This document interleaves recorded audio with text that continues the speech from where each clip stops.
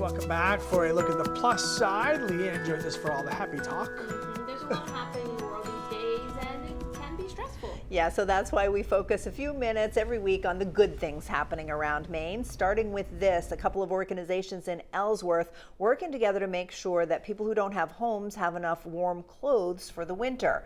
The House Church and Healthy Acadia handed out hundreds of sweaters, jackets, boots, and other warm clothing items this past weekend. They were provided by a number of local businesses and private donors. People who went to the drive say the items can make all the difference when you have no place to shelter from the freezing temperatures. It definitely is very rough. It's very cold, and if you don't know what you're doing, it's like life or death. It's all been predicted that in Maine we are going to have a very severe winter. So these needs are very, very important. Healthy Acadia's Inspire Recovery Center in Ellsworth will also be opening up its temporary warming shelter on November 17th. You can find a full list of emergency shelters at mainehousing.org. There's some new life being breathed into Speedway 95 in Herman. You might remember last August, former NASCAR driver Ricky Craven announced his plans to buy the racetrack. Well, just last week, Craven announced that the track will be dropping 95 from its name. It's going to become just Speedway. Ricky, of course, pride of Newburgh, grew up right down the road and says returning to Maine, living closer to his family, a key reason he decided to buy the track. I've really done all I wanted to do in racing, but then all of a sudden I got an opportunity to come home and be part of a track that I grew up on, and my mom won at, and my dad won at. I was born May 24th, 1966. First race was about 17 days later at Speedway 95. And Craven says he plans to invest at least $5 million to improve the facility and make it a year-round destination. Construction already underway as they get ready for the spring 26 season. I love when folks come back to their hometown and just do something great like that. If I had money, I would do the same thing. Forget about it.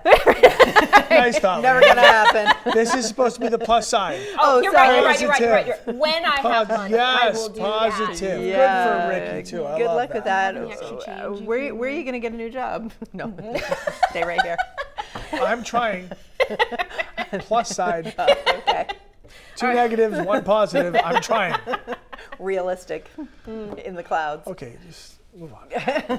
Several Mainers are standing up against hate in our state. Dozens of people gathered in Augusta on Sunday for a Love is Louder rally. Organizers say they want to stop hate and shed light on those who are doing good in central Maine. The first rally was held 2 years ago after a string of hate messages were found around Augusta. Leaders say the rally is not about any particular incident, but rather about spreading love instead of hate. Organizers said one of their goals was to help people feel like they're a part of a community.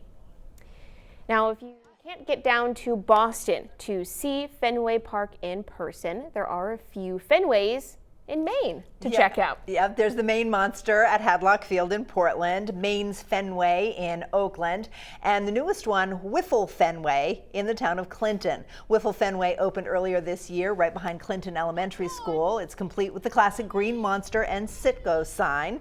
The town received a grant from T-Mobile to build the field, and volunteers donated their time to make it happen.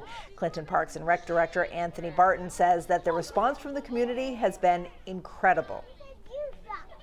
There's people that come from afar that stop in. They've seen it on Facebook, want to check it out and play. But just random times that I stop in to do different projects here, like there's usually somebody that's here playing. And one day there was a kid that was here. I stopped and pitched some balls to him so he could try and get a home run. But it just seems like that's always being used. Anyone is welcome to stop by and take a few swings. You can learn more about organized games on the Clinton Parks and Rec Facebook page. I think we should all take a field trip and have like a morning team wiffle ball game. I love it. That would be fun, actually. Slide on home. Yep, the one in Oakland is amazing, so I'd love to see this one as well. So good stuff.